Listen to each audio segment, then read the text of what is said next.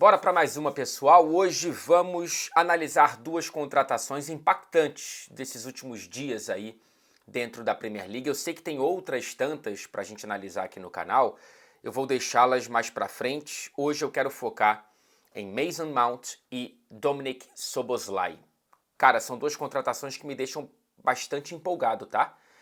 Eu sei que tem gente falando mal de uma, falando mal de outra, e tudo bem, porque a pluralidade de opiniões é a beleza desse troço aqui, né? É por isso que você está aqui, inclusive, para escutar a minha, ou para discordar da minha, inclusive. Mas, enfim, são duas contratações que me deixam empolgado e eu vou aqui explicar o porquê, né? Começando pelo lado do Liverpool, começando pelo lado do meia húngaro de 22 anos, Dominic Szoboszlai. Cara, eu me lembro de ver melhores momentos dele pipocando nas redes sociais já tem, sei lá, 3, 4 anos, cara. Acho que o primeiro jogo que eu vi de Szoboszlai foi justamente contra o próprio Liverpool, na Champions 19-20, se eu não estou enganado. Ele jogando ao lado do Haaland. E é engraçado a gente ver que daquele jogo ali o Liverpool foi atrás do Minamino, mas né, as coisas não são tão simples assim. Havia, evidentemente, um limite de grana que o Liverpool podia investir no jogador do Salzburg. E o Szoboszlai já era alguma coisa empolgante naquela época. O Haaland também não precisa explicar aqui. Mas enfim, eu lembro de ser impactado pelo Szoboszlai há muito tempo. E ele chegar a essa prateleira do futebol europeu só agora, ele tem 22 anos, né, gente? Mas enfim, como eu ouço falar dele há um tempo razoável, é uma surpresa para mim. Eu achava que ele chegaria nessa prateleira mais rapidamente. Ele teve problemas de lesão, especificamente na primeira temporada, quando ele trocou o Salzburg pelo Leipzig. Mas enfim, é uma estrada que me dá elementos de empolgação. Repito, algumas características do Szoboszlai, caso você não o conheça, né? Primeiro que ele é habilidosíssimo. É um cara perfeito para esses melhores momentos de redes sociais, né, cara? Porque o trato dele com a bola, é aquele tipo de cara que em 5 segundos você já vê que ele conhece do riscado, né? É versátil, ele pode jogar de 8, pode jogar de 10, ele pode jogar de meia direita, de meia esquerda, de ponta direita, de falso 9, enfim. E isso é um ponto essencial aqui para a gente projetar essa nova versão do Liverpool de Jürgen Klopp. Ele gosta muito de arriscar de fora da área. É um cara que, se eu não me engano, foi o segundo que mais chutou de fora da área na última Bundesliga. É bom de bola parada, não que o Liverpool precise, porque foi o time que mais marcou gols de bola parada na temporada passada, mas enfim, é bom contar com mais um cara. Ele vem de uma ótima temporada, a melhor da carreira dele, pesando desafio / números, né? Ele com o Marco Rose no RB Leipzig marcou 10 gols e teve 13 assistências na temporada passada. Foi o grande jogador, ou um dos maiores jogadores, melhores jogadores do RB Leipzig. O Nkunku também teve uma ótima temporada, né? Ele é o jogador do Leipzig que mais criou chances nas 2 temporadas que lá esteve, apesar dos problemas de lesão inicialmente. Ele vem do perfil Red Bull. Eu sei que esse é um perfil que, enfim, ele não fala por si só. O Liverpool teve ótimas experiências e outras não tão boas, né? Já falei do Minamino, Sadio Mané, Keita, enfim. Mas o Szoboszlai, ele tem uma característica já desenvolvida nele, que é a de intensidade, a pressão sem a bola, o cara que morde lá na frente, o cara que atrapalha a saída de bola adversária, e isso soa como música aos ouvidos de Jürgen Klopp, né? É jovem, já falamos aqui, 22 anos, e tem características de liderança. Ele foi escolhido pelos companheiros da seleção húngara como capitão do time. Então, assim, cara, eu gosto muito. Tudo que eu vi dele, eu gostei. Ele vem num contrato de 5 anos por 60 milhões de libras. É um valor significativo. O Liverpool foi lá e pagou a multa rescisória no contrato dele com o Leipzig. Só que a forma como essa multa era estruturada nos dá algumas impressões da prioridade que o Szoboszlai foi para o Liverpool, tá? Porque na multa dizia algo como: grande parte desse valor precisa ser pago agora. A gente tem muitos contratos, muitas transferências e tudo mais, que você pode amortizar ao longo dos anos, né? O Liverpool teve que pagar uma boa parte, não sei quanto, mas uma boa parte agora. essa condição da multa, por exemplo, afastou o Newcastle, que chegou a dar uma olhada na situação para ver se conseguia entrar. Então eu sinto que, pelo Liverpool ter topado isso, primeiro, o Klopp queria muito o Szoboszlai, e segundo, o Klopp teve um apoio decente da FSG. Né? Critiquemos quando a gente precisa criticar, mas elogiemos também quando a gente precisa elogiar. Essa foi a 4ª transferência mais cara da história do Liverpool. E foi a primeira contratação oficial do novo diretor esportivo, o alemão Jörg Schmadtke. O alemão Jörg Schmadtke é o novo diretor esportivo do Liverpool depois da saída do Julian Ward. Cara, olhando para o campo, olhando para as possíveis escalações e formações desse Liverpool, né? Acho que automaticamente é uma clara evolução para o Jordan Henderson, né? Assim, o Henderson, ele já deu sinais na temporada passada de que ele tem que ser, no máximo, opção ali no banco de reservas. Ele não aguenta mais uma temporada inteira. E, ofensivamente falando, o Szoboszlai tem características completamente diferentes, né? Só que aí, do outro lado dessa mesma moeda, levanta-se uma dúvida defensiva, né? O Henderson, talvez, sei lá, por mais que você tenha críticas a ele, oferece uma proteção muito mais interessante para dar liberdade a Arnold, a Salah, a Konaté, ou Matip, enfim. Então, o Szoboszlai não é esse jogador, né? E aí a gente olha para possíveis escalações do Liverpool com o Szoboszlai em campo. A primeira, óbvia, e essas três elas podem se intercalar no mesmo jogo, durante o campeonato, enfim, de acordo com o adversário, mas a primeira, óbvia, é olhar para como o Liverpool terminou na temporada passada, nessa linha de 3 ali com o Robertson e o Arnold no meio campo ao lado do Fabinho, e a gente tem o McAllister na esquerda e o Szoboszlai na direita, com o trio de ataque, o Luiz Dias, né, tomara que tenha saúde para isso, o Gakpo e o Salah, o Darwin Núñez como opção, assim como o Diogo Jota. Então, assim, é bastante interessante esse time, né? Com a questão da proteção defensiva ali do lado direito, por isso que primeiro eu faço uma mudança ali no ajuste do Arnold, né? O Liverpool pode evidentemente jogar assim, com o Fabinho como o meia, o volantão único e o McAllister e o Szoboszlai, ou então com o McAllister um pouco mais recuado junto com o Fabinho dando uma proteção pela direita, o McAllister pela esquerda e o Szoboszlai um pouco mais solto pela frente, mais como um camisa 10. Então, assim, como eu te disse, né, essas três versões elas podem se intercalar no mesmo jogo. Eu não mudei nenhuma peça, só mudei o posicionamento. A gente tem Henderson, a gente tem Thiago, a gente tem Bajcetic. Olho no Bajcetic, eu estou muito interessado para ver como que vai ser a evolução dele nessa temporada. É uma contratação empolgante a do Szoboszlai, não só pelo Szoboszlai, mas como, cara, enfim, temos a FSG e o Liverpool investindo de maneira cirúrgica no mercado, trazendo o que o time mais precisava para um setor que estava sangrando e fazendo toda a equipe sangrar. Esse setor que já perdeu e quis perder Milner, Keita, Chamberlain, esse setor que já trouxe o McAllister, e esse setor que agora tem o Szoboszlai. E o Arnold, né, ele pode ser considerado, a depender das escolhas do Klopp, parte desse setor de meio campo. Ajustando-se tudo isso, é um efeito dominó de melhora também, a gente pode prever, né? Um Fabinho melhor, um Van Dijk melhor, etc, etc, etc. Olhando para o mercado, idealmente que o Liverpool, na minha visão, precisa buscar mais um zagueiro.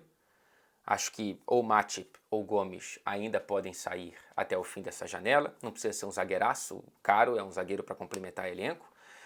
E um meia, na minha opinião, independentemente da saída do Thiago ou não. Tá? Eu acho que seria interessante trazer um meia com características mais defensivas, como vem se falando do Romeu Lavia, jogador revelado pelo Manchester City e que está no Southampton. É muito caro o Lavia, o Southampton está pedindo cerca de 50 milhões, um valor que, ao que tudo indica, o Liverpool não quer pagar, não tem como pagar. E eu entendo não pagar esse valor. Mas eu acho que seria interessante buscar alguém no mercado para trazer um pouco mais de segurança, talvez para esse lado direito. Eu não sei se o Pavard pode ser um cara que complementa ali e libera o Arnold. Não sei, cara. Só sei que seria interessante ter esse nome. Pelo que eu entendi, o Liverpool só vai contratar alguém para esse setor caso o Thiago de fato saia, mas não parece, pelo menos nesse momento, que ele vai sair. Show? Ha! Mágica da televisão. Que coisa mais patética, né, Federico? Uma troca de edição tão simples aqui. E você querendo fazer piada com isso. Mas enfim, né? Tornando agora com o Manchester United. Antes foi Liverpool e agora falaremos, claro, de Mason Mount.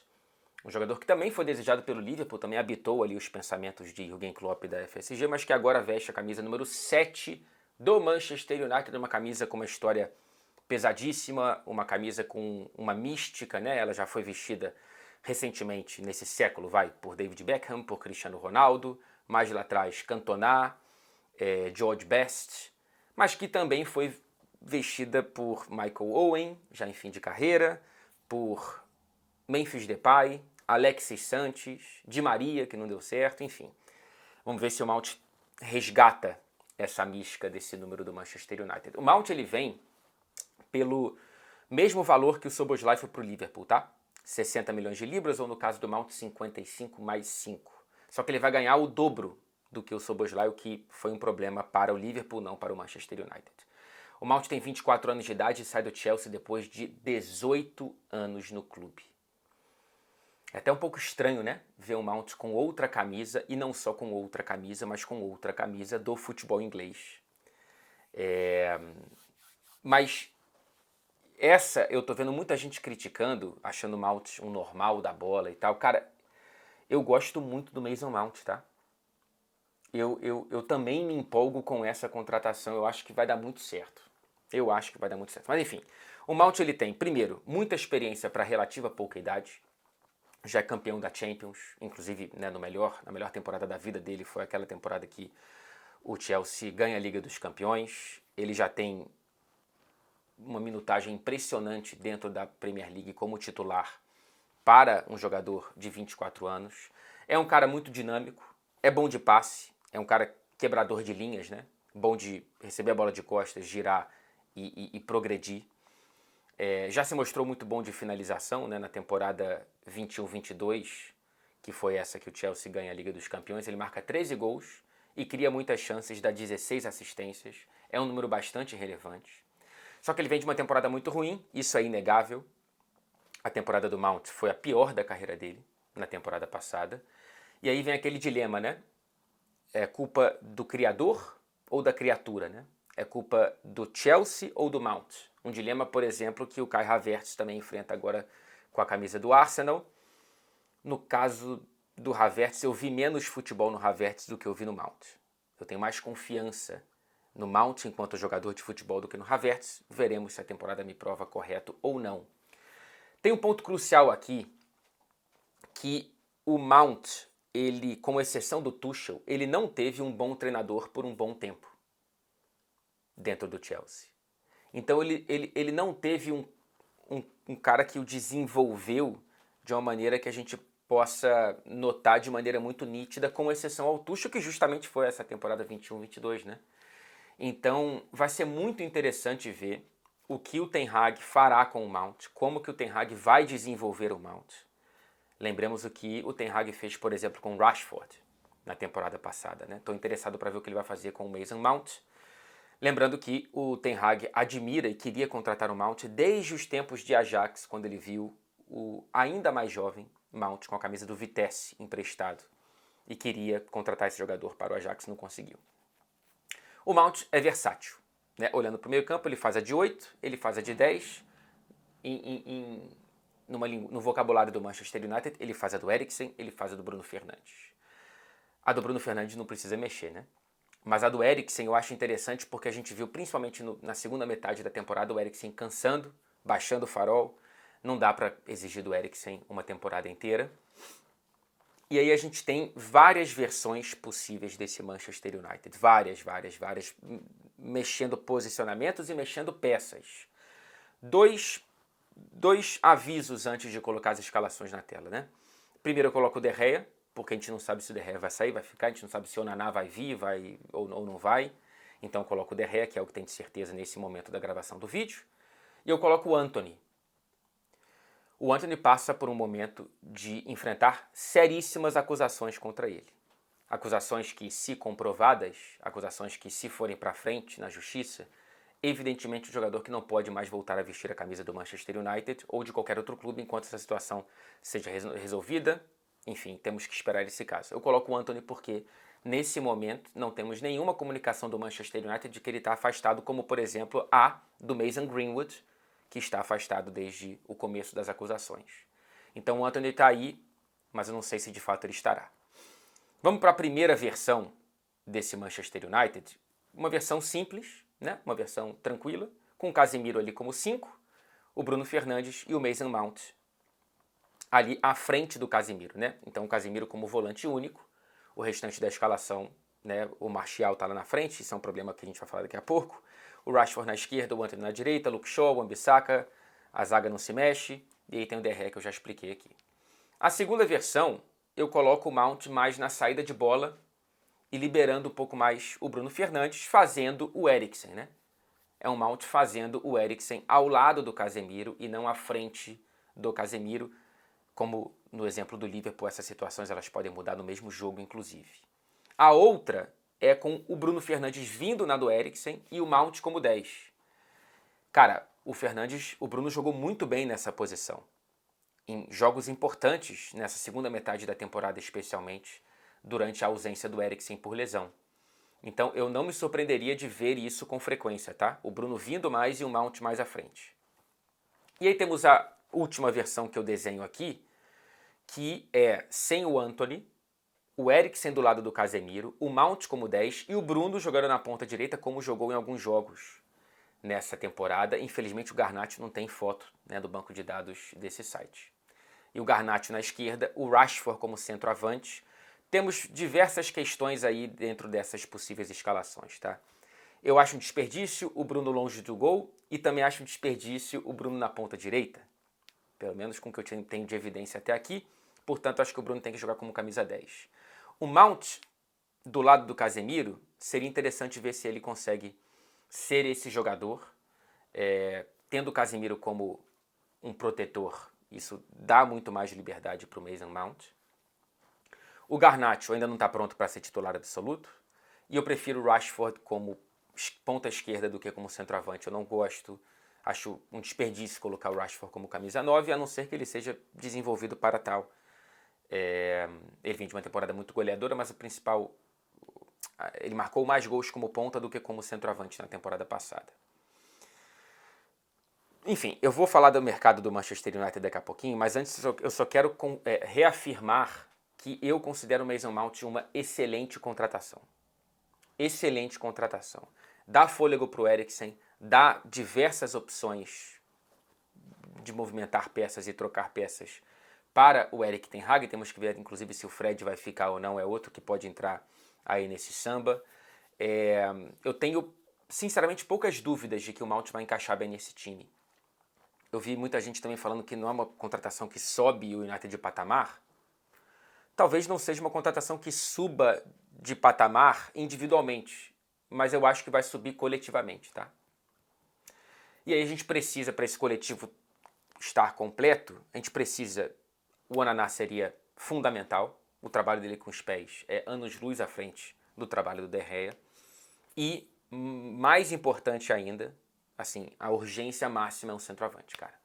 Sem um centroavante competente, não é um Weghorst, um centroavante competente, o Manchester United vai ter vários dos problemas que teve na temporada passada. Que foi uma temporada bastante ok, tá? Mas que o nível de exigência vai subir. O nível de futebol vai subir. De competição. Vai jogar a Liga dos Campeões, não vai jogar a Europa League. Então, assim, o Manchester United precisa de um centroavante.